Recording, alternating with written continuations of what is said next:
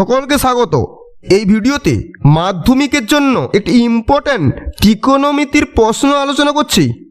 যদি tan 9 degree equal to a divided by b হয় তবে প্রমাণ করো যে sec square 81 degree divided by 1 plus cot square 81 degree equal to b square divided by a square.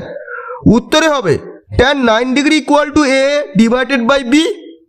sec square 81 degree divided by 1 plus cot square 81 degree equal two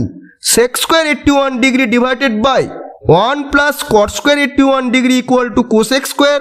81 degree equal to sec square 81 degree equal to 1 divided by cos square 81 degree, cosec square 81 degree equal to 1 divided by sin square 81 degree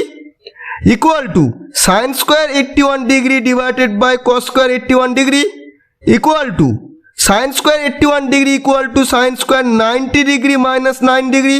divided by cos square 81 degree equal to cos square 90 degree minus 9 degree equal to cos square 9 degree divided by sin square 9 degree equal to cot square 9 degree equal to 1 divided by tan square 9 degree equal to 1 divided by a divided by b whole square equal to 1 divided by a square divided by b square equal to b square divided by a square.